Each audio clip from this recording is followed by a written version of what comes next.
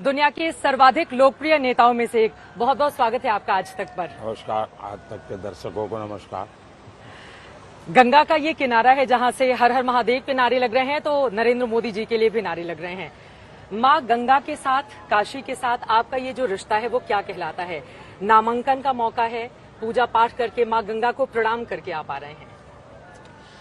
एक तो आज दो अवसर हैं, गंगा सप्तमी है और इसी दिन मां गंगा का प्राकट्य हुआ था और यही दिन है जिस दिन शिवजी ने उसका जो रौद्र रूप था उसको अपनी जटाओं में समा लिया और फिर धीरे धीरे धीरे धीरे जनहित में मां गंगा को प्रवाहित किया। धरती पर आने में तो देर लगी थी, लेकिन प्राकट्य महोत्सव था आज, तो ऐसा एक शुभ अवसर है। दूसरा, मैं अनुभव करता था जब पहली बार मेरी पार्टी ने मुझे यहाँ चुनाव लड़ने के लिए कहा, तो मैं कह रहा था कि भाई, और सहज रूप से मेरे मन में निकला था कि मां गंगा ने बुलाया है। लेकिन 10 साल का मेरा जो यहाँ से नाता रहा है, तो मेरी एक पुरानी दुनिया थी, उससे मुझे लिंक कर दिया और फिर मैं एक बार गंगा की गोद में समा गया। मां गंगा ने गोद ले लिया है आपको, और इसलिए मैं हमेशा ये भाव रखता हूं कि मां गंगा ने मुझे गोद लिया है और मां के जाने के बाद मुझे ये भाव और ज्यादा तीव्र हो गया है। मेरे रग रग में, मेरे भाव विश्व में मां गंगा ने उस रिक्तता को भरा है। मां को याद करते हुए आप इतने भावुक हो रहे हैं प्रधानमंत्री जी।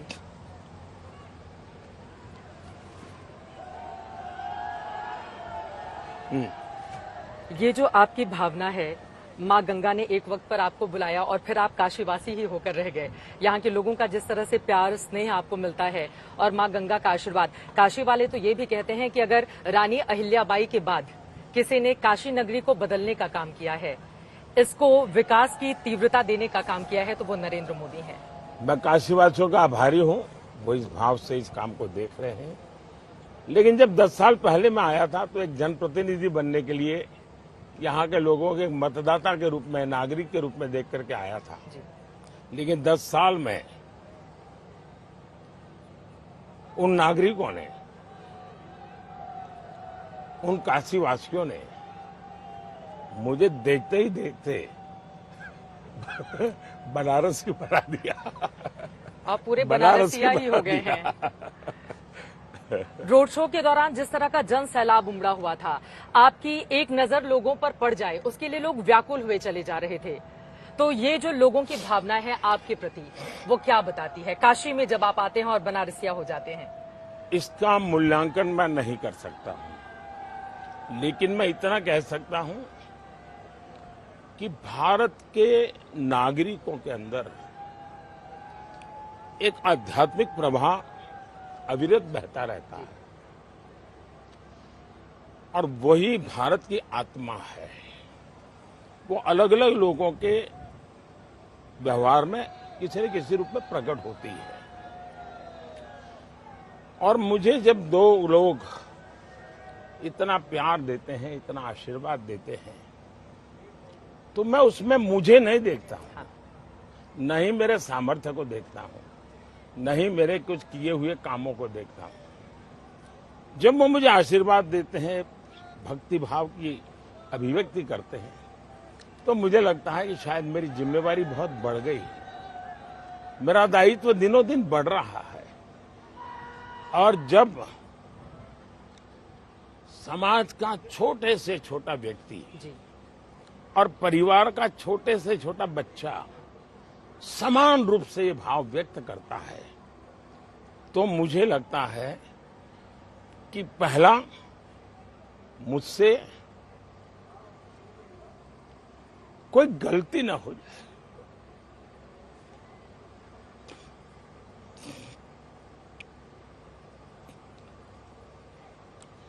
दूसरा, मेरे मन में भाव रहता है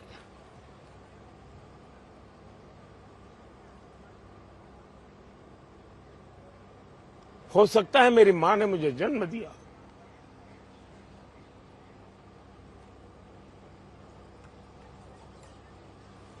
देखिए इसको क्या कहूंगा मैं।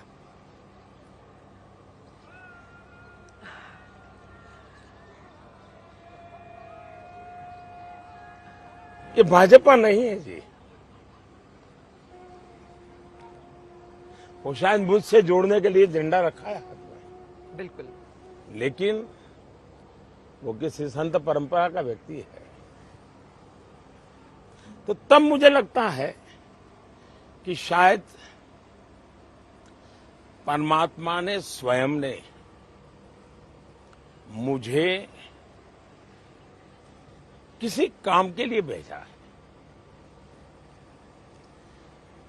और परमात्मा ने भारत भूमि को चुना, परमात्मा ने मुझे चुना, और एक प्रकार से मैं अब सारे बंधनों से विरक्त होकर के हर काम को परमात्मा की पूजा समझ करके करता हूं, ईश्वर की आराधना समझ के करता हूं। और जब मैं ईश्वर के रूप की बात करता हूं तो वो ईश्वर जो हमने किसी ने देखा नहीं है, निराकार है। दूसरा, मैं जनता जनार्दन को भी ईश्वर का रूप मानता हूं। तो 140 करोड़ देशवासी को ईश्वर का रूप मान करके परमात्मा ने मुझे जितना जीवन दिया है, उसकी एक एक क्षण, एक एक पल और शरीर का एक एक कण सिर्फ और सिर्फ मां भारती के लिए है, 140 करोड़ देशवासियों के लिए है, और यही मेरी ईश्वर की आराधना है।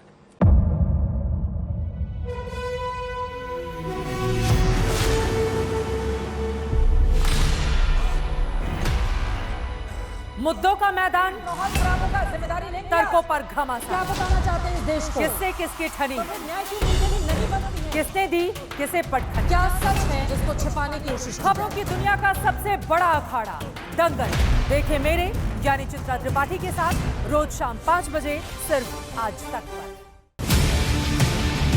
ना पक्ष ना विपक्ष, ना लेफ्ट ना राइट, ना मिर्च ना मसाला, खबरों का बोलबाला, निडर निर्भीक सबसे सटीक स्पेशल रिपोर्ट सिर्फ आज तक पर।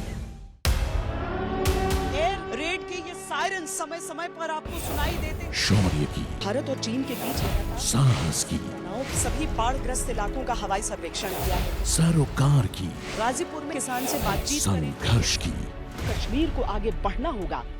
संयम की, भावनाएं भड़की या दंगे भड़काए गए, सवालों की, जनता के लिए, जनता के द्वारा, जनता की दस्तक। श्वेता सिंह के साथ सिर्फ आज तक पर।